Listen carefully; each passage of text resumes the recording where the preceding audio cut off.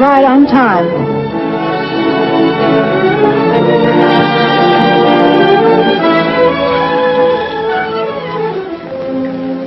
You wanted to know about B-17 pilot training. Well, largely it's a matter of putting across what we know about the airplane, what it'll do and what it shouldn't be asked to do. Maybe airplanes are like people. You don't really get to know them until after you've lived with them a while. Takes time, too, to get well acquainted with an airplane. Time to find out just how far you can go with her and still stay friends. That's important. And men like our instructor have lived with this airplane long enough to become pretty good friends with her. So his job is just a matter of giving you the benefit of his experience. The procedure's pretty well standardized, and you'll learn to be thankful for that. Routine, like this circle tour of the airplane at the start, for instance, makes the student's life a lot simpler. In the cockpit, you'll learn to follow the checklist, because it helps you to keep your mind on your work. Detail's important when you're flying a big bomber, and using the checklist means you don't overlook a thing.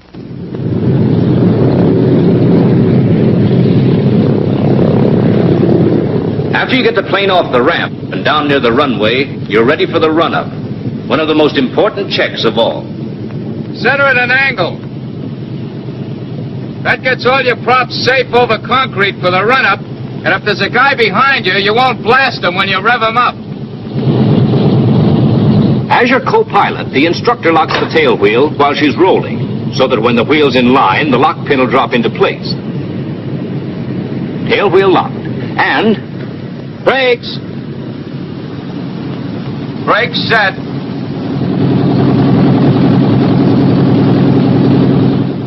Maybe here you'll switch to interphone. Easier to talk that way. Then the checklist again. And the instructor's command to check trim tabs. Set them at 0. Elevator trim tab. Rudder. Aileron. Then, before the run-up, always check your oil temperature. You ought to have at least 40 degrees before beginning the run-up. Why not close cowl flaps? Hurry it up a little. It might mean trouble. If you close them, you get uneven cooling, local hot spots, metal fatigue. I get it. Just like bending a wire back and forth until it breaks. That's it. Exercise turbos? Right. you advance throttles to 1500 RPM for turbo exercise. And you know why it's important. To get warm oil circulating through the turbo regulators. If regulator oil is stiff or congealed, the turbo wastegates won't react properly. One avoidable cause of a runaway turbo on takeoff. Leaving turbos on, you do a repeat on the props. Give them plenty of time to change pitch. Watch the tacks for that. If it's below freezing, exercise both turbos and props 4 times. Set the lock to keep the levers from creeping. And then, turbos off. And before the mag check, another important detail. Before you rev them up, turn on your generators and check each one for ampere output. If they balance, they're all putting out all right. Ampere output okay. Now voltage and then turn them off.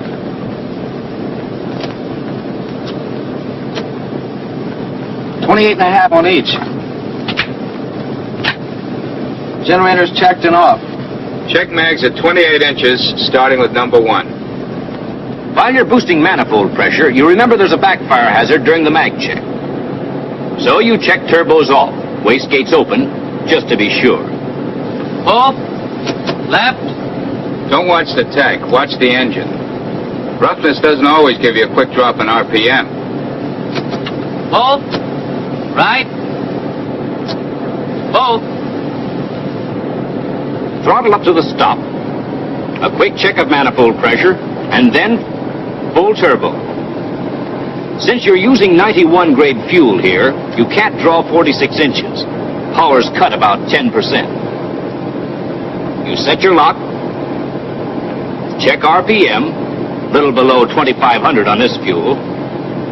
Take a look at the engine, and everything okay. Back slowly on the throttle because of the induction backfire hazard. Same procedure on all engines.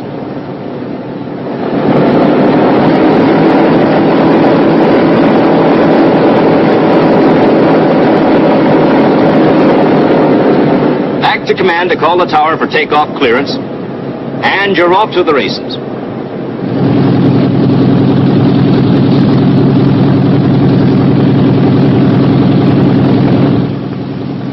Lock tail wheel.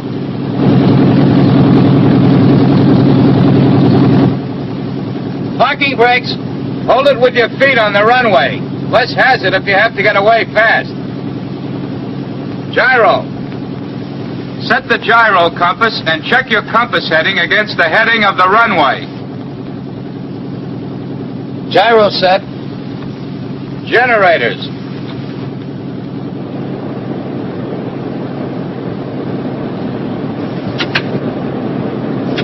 Generators on. Tailwheel locked. Light out. Now let's see your rider. 3-point takeoff. 3-point? 3-point. Hold the tail down, but don't give it enough pressure to cause a lot of wheel drag. And remember, you fly the airplane. I'll watch the engine. The cow flaps open? Right. Hold the brakes until you get 25 inches, then let her go. You'll have rudder control by the time you're hitting 50 miles an hour. With a crosswind, you might have to use the throttles a little. Rudder's enough today. On 100 octane, you'd be using 46 inches and 2,500 RPM. Little less than that with this fuel.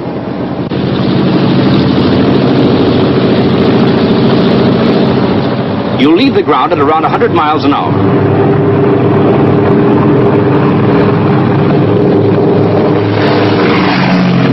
Then a kick on the brakes to stop the wheel spin, and gear up. Get rid of that drag fast. In takeoff emergencies, the bare belly is better than wheels.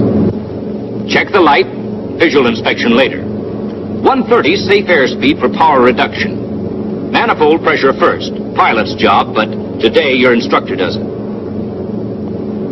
Then RPM.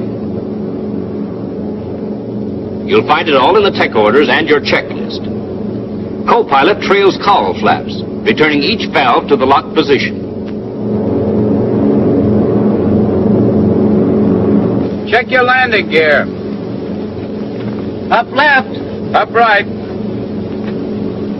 And when your flight engineer gets an okay on the tail wheel, the switch is returned to neutral. Things happen fast on the takeoff, and it's easy enough to tense up a little. You did well enough, but... Don't fight her, she won't throw you. On our next takeoff, you'll reduce power. I'll just make the final adjustments. Hold your airspeed to 135 on the climb. What's our power setting? 35 inches, 2,300. Let's switch back to interphone again. Do you always use this power setting for climbing? Yes, with 91 grade fuel and up to 30,000 feet. If you're climbing on instruments, you should hold your airspeed at 160. Are you keeping her trimmed? Turbo and throttle settings always depend on altitude. For instance, if we'd taken off from a sea level field, we wouldn't need turbo or even full throttle for the early part of the climb. Another thing, always cut down manifold pressure before RPM. What's your altitude? We're nearly 1,000 feet above the field. Fuel boost pumps off? At 1,000 minimum. Check fuel pressure before and after. Gives you another check on engine fuel pump operation. Look at your manifold pressure. Manifold pressure will creep up steadily on the climb if you don't watch it. As free air pressure decreases on the climb, the pressure differential across the turbo buckets increases. Gives you higher turbo speed and more pressure from the blower. What about carburetor air filters? Turn them off at 8,000. Don't often hit dust above that. In emergencies, though, you can use them up to 15,000. Dust that high? No, not dust. Carburetor icing conditions. So now they're ice filters. In a way, yes. Filters off. Filters take air from inside the wing. In the kind of weather that ices up carburetors, air inside the wing is drier and warmer, than that you'd get from the ram air intake. Filter lights green, filters off. Check your manifold pressure. Turning the filters off increases the manifold pressure about 1.5 inches. With carburetor icing conditions, of course, you'd use intercoolers hot, but you won't normally get carburetor icing above 12,000. And up there, you'll always want intercoolers cold. Thin air means higher rate of compression from the supercharger, and compression makes heat. In the wrong places. Nearly always in the wrong places. You level off at 10,000 feet and cut her down to the proper setting for maximum long-range performance on 91 grade fuel. Manifold pressure down first to 28 inches. RPM next. You make this adjustment with one eye on the airspeed indicator because you use whatever RPM needed to get 150 miles per hour indicated. In this case, with your conditions, 1600 RPM. Then fuel mixtures to auto lean. And your co-pilot closes cowl flaps since you have a safe margin in head temperatures. What about the other power settings? Well, you've used 3, modified for 91 grade fuel. Takeoff power, 5 minutes maximum continuous operation, climbing power, and maximum long range. They're all there in the panel. The power setting used in normal cruising is always figured from your flight conditions. Desired range, fuel available, weather conditions, altitude, gross weight, and perhaps 1 or 2 other things. In special cases, you'll always figure your best power setting from your flight computer. All settings are arrived at scientifically. Don't improvise. Play them the way they're written. And always keep an eye on your mixtures. In auto lean, don't use more than 29 inches with 91 grade and 2,000 RPM.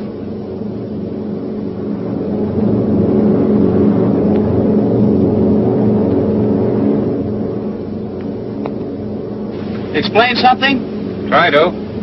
That 3-point takeoff. What about it? Didn't it feel right? Well, maybe I didn't pull it right. I thought it was a little mushy.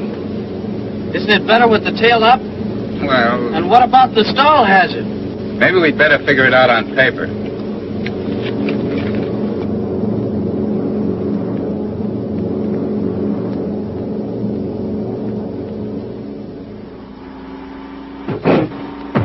Well, here we are.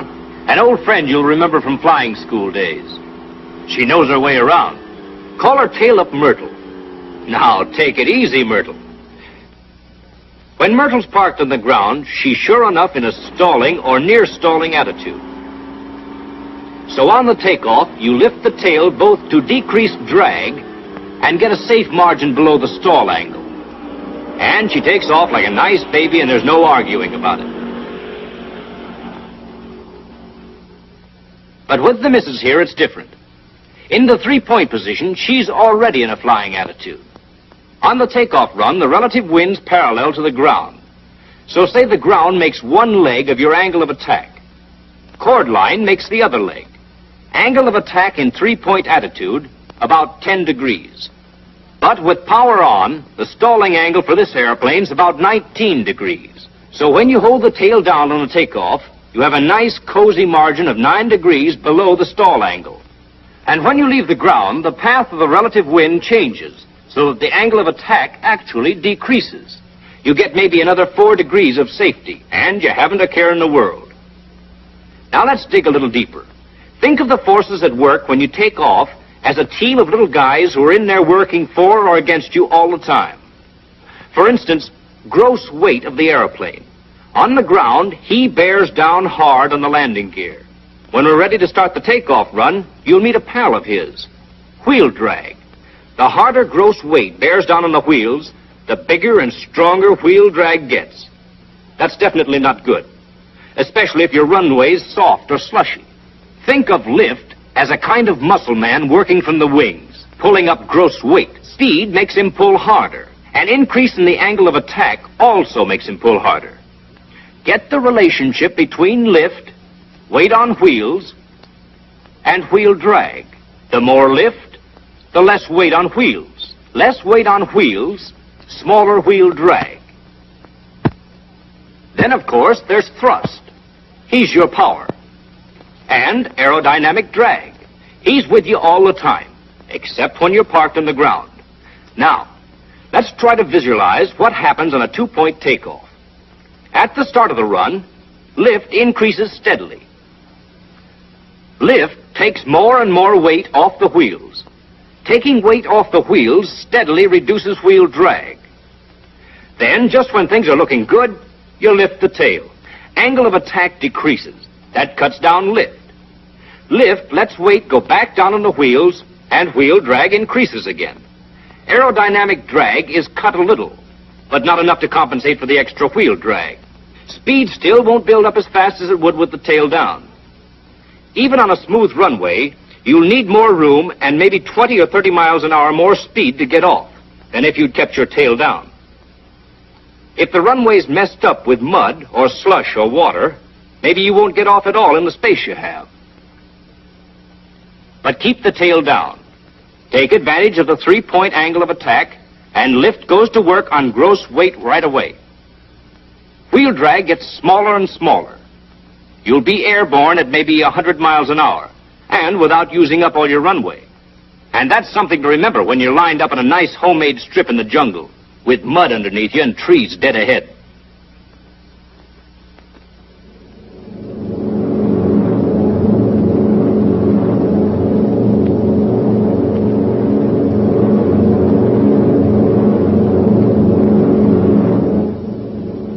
Well, how do you like her? Try a little problem when you get over the field. Say you're coming in after a long mission, you're a little short on gas, and when you arrive, the field's closed in. Beeline for an alternate base. No, Sal, you're the hell and gone from nowhere. You're lucky to have one base to come home to. Well, cut the inboards and hang around until she opens up. Well, you're to hover all right, but don't cut the inboards. She'll burn more coal on 2 than she will on 4 on long-range settings. Think it over.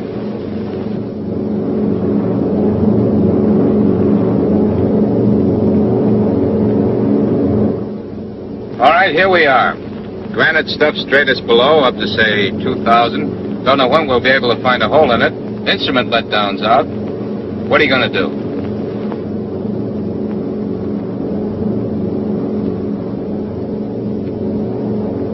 Don't you like it up here? Like it better down a bit if I'm low on fuel. Need less power and less fuel for a given indicated airspeed. Air's not so thin. Crops take fewer horses. Okay, that's part of it. When you get down to 8,000, you give the command for carburetor filters on, and you finally level off at around 500 feet above your theoretical overcast.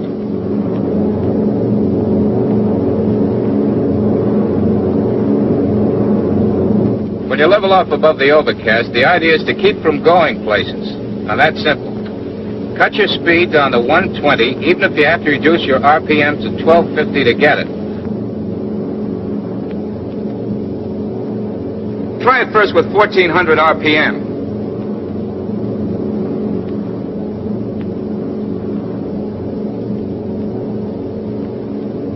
All right, reduce manifold pressure. Try with 26 inches.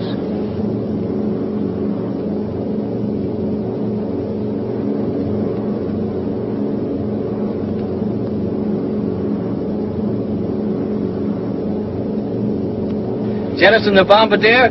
Now, your weight's all right. You've used up most of your gas on the way home, and I hope you didn't bring any bombs back.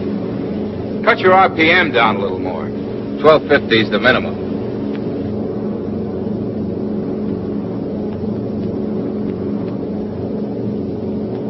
With this hovering maneuver, fuel consumption's cut down to about 95 gallons an hour. At the end of a mission, you'll have a light load, so it's absolutely safe. Keep your banks at a 10-degree angle and just sit it out. Regular helicopter.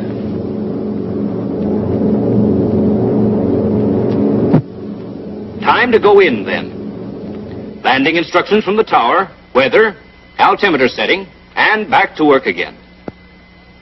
When you're ready for a landing, be sure your co-pilot runs through the checklist.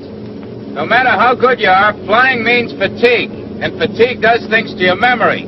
So if you want to bring in this property without an insurance claim, have everything checked in order. Altimeter, okay. Crew positions. Automatic pilot, off. Crew members at their proper stations. Side guns stowed. Ball turret guns up and pointing rear. Booster pumps on. Your power plant should be ready for full takeoff power in case a go-round is necessary. Mixture's auto-rich. Intercooler's cold. Carburetor filter's on. Wing de-icer's off. That's important. Wing de-icer operation changes the stalling characteristics of the airplane.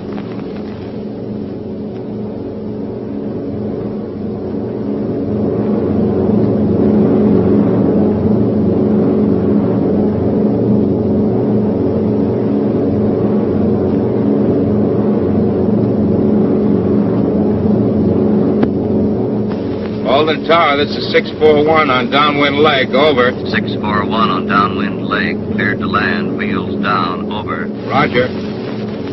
Landing gear down.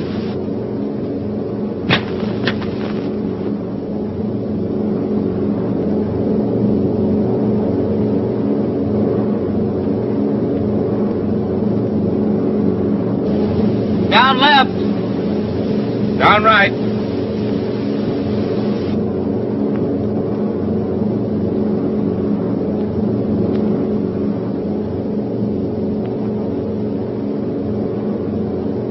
Tail wheel down, trailing antenna in.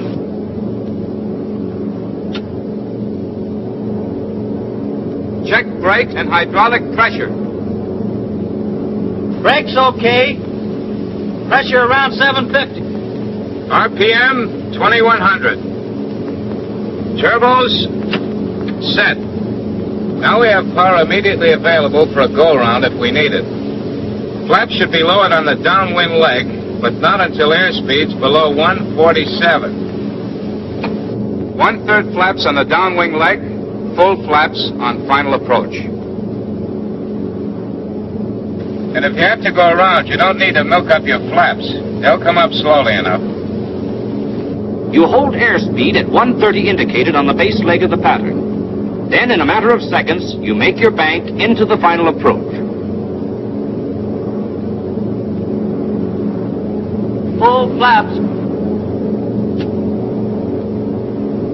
High RPM. 120. 115. Don't close your throttles until you're sure of a landing. 112. 110. Freezer on.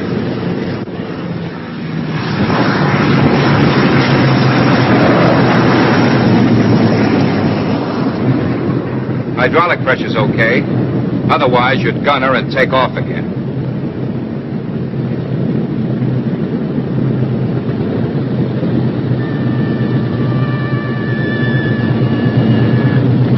Cowl flaps open and locked.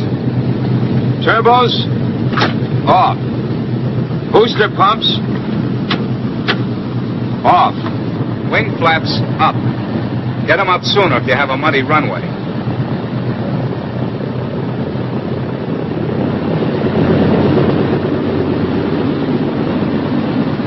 Tail wheel unlocked. Generators. Generators off.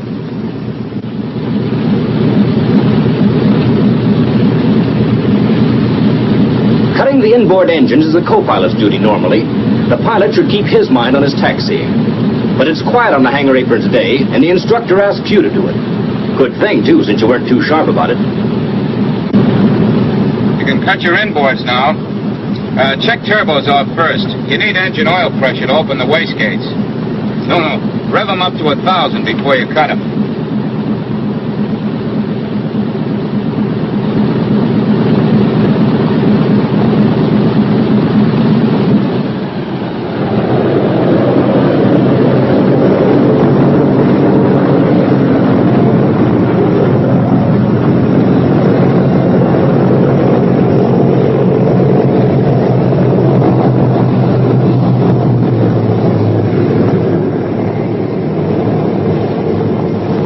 Parking brakes? No, hold it until the chocks are in. If you set your brakes on hot drums, you'll bake the expander tubes.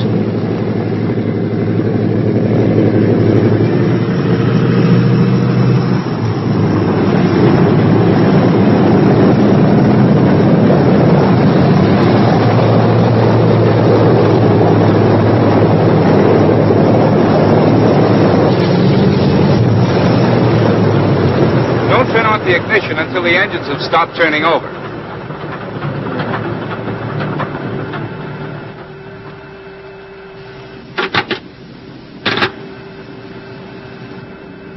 Alden Tower, this is 641. Mission complete.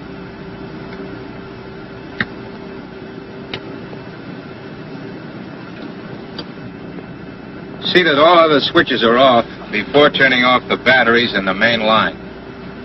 Booster pumps off. Landing gear, wing flaps, neutral. De-icer, anti-icer, off. Inverters? Inverters off only when the instruments have returned to neutral. Inverters off. Batteries off. Main line off. Lock control surfaces.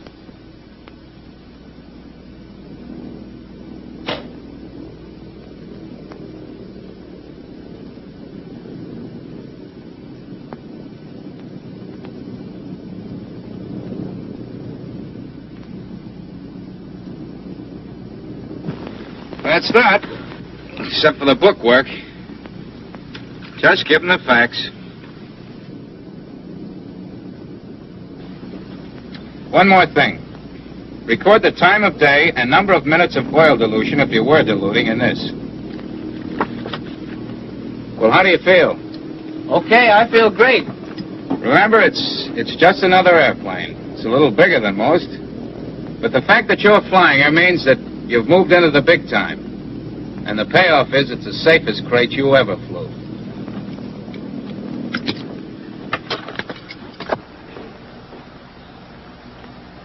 That's part of it. Not all of it by a long shot, but part of it at least. It's a little more complicated than a buckboard wagon. Still, on the other hand, it's not quite as elaborate as a battleship.